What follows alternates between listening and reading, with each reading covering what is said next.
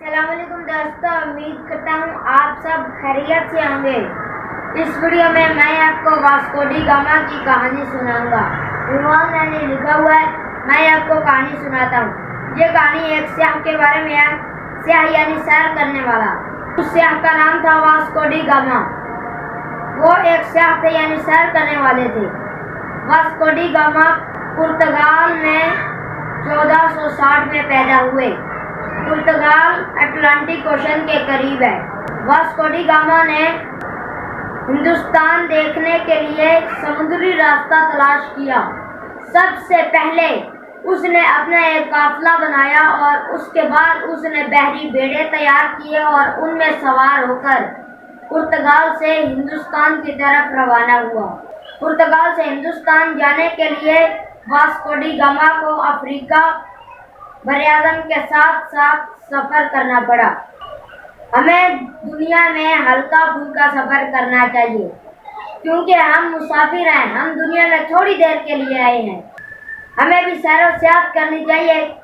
अल्लाह ताला ने कुरान में फरमाया है, सीरू फिल अर्ज़, यानी ज़मीन पर सैर करो। वास्को डी गामा गैर मुस्लिम थे। इससे पिछली कहानी मैंने आपको मार्को पोलो की कहानी इससे पहले बताई है, वो भी गैर मुस्लिम थे। अगर गैर मुस्लिम अल्लाह की ज़मीन पर सैर कर रहे हैं तो हमें भी सैर व सियाहत करनी चाहिए अल्लाह की ज़मीन पर। अल्लाह ने इतनी प्यारी ज़मीन बनाई है, हमें भी सैर करनी चाहिए। सबसे पहले अपने इलाके की सैर करनी चाहिए, उसके बाद सूबे की सैर करें और उसके बाद मुल्क की सैर करें।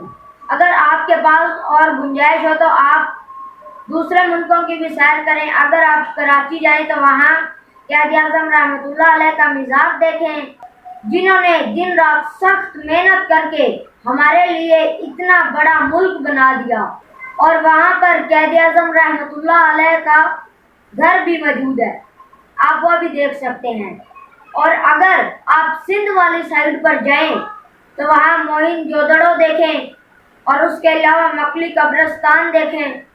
और अगर आप साहिवाल वाली साइड पर जाएं तो वहाँ हड़प्पा देखें।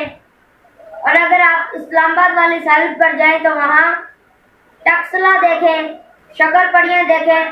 दोस्तों, टक्सला इस्लामाबाद का पड़ोसी शहर है, यानी इस्लामाबाद के साथ है।